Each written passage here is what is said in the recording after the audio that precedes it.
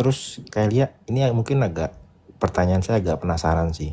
Jadi kayak misalnya saya kan penasaran juga ya, kenapa ini Islam dan Kristen itu kita ada sedikit kesamaan gitu dari segi cerita. Dan saya agak cari tahu juga sih gitu, dari segi Islamnya gitu kan. Soalnya saya lihat kayaknya kita kan, kalau kita lihat Islam dan Kristen itu sebenarnya agak panas ya gitu ya. Jadi saya penasaran gitu, saya pengen tahu dari dua sisi gitu kan. Dan saya lihat ada beberapa VT yang lewat gitu, sempat ada dibahas juga, katanya Islam itu dia dari keturunan Ismail, benar bukan ya? Jadi kalau kita kan Ishak itu kan dari Israel, keturunan Ishak Israel, dan Islam itu dari Ismail ya katanya ya. Bukan. Bentar ya, saya buka ya. Gimana mungkin Islam keturunan Ismail? Soalnya Apa-apa ada aja klaimnya. Soalnya di Alkitab itu saya baca memang sih katanya Ismail pun juga akan dijadikan bangsa kan, karena Abraham itu juga meminta Ismail untuk memiliki bangsa juga lah gitu. Enggak.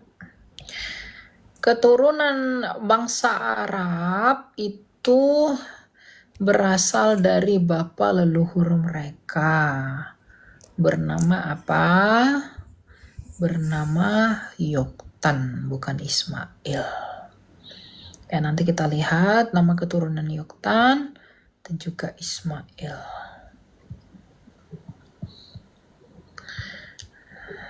Mana ya kejadian? Ya, kejadian 10 ya.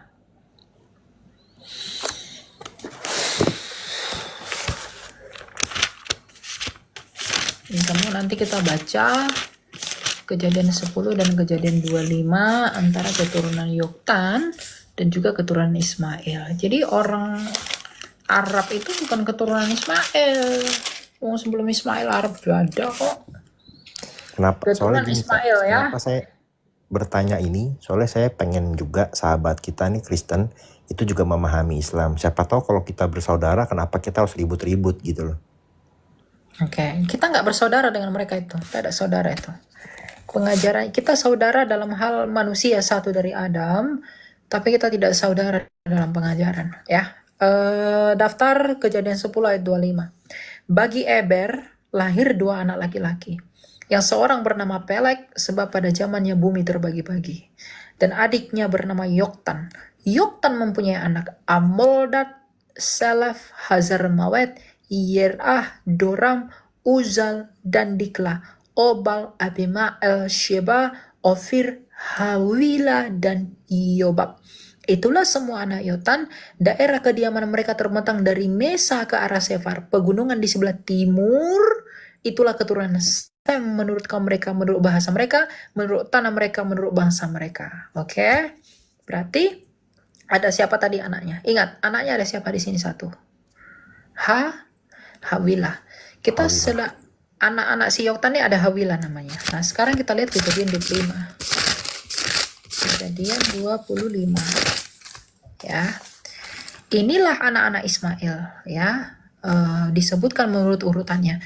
Nebayot, selanjutnya Kedar, Abdiel, Mifsyam, Mishma, Duma, Masyahadat, Tema, Yetur, Nafis, dan Ketma.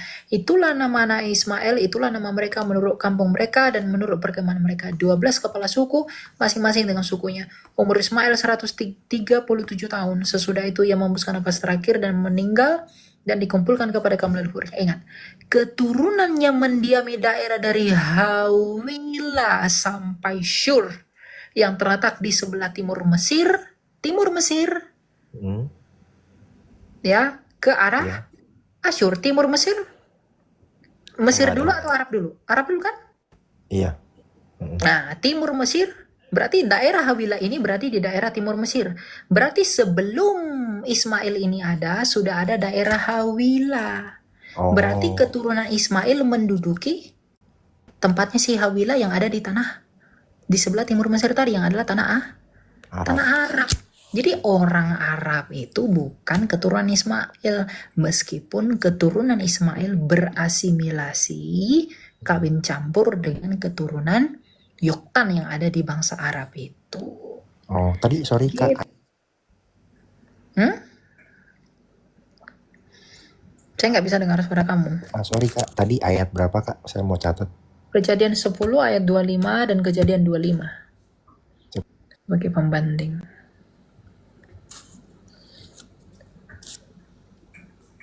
Oke Kak.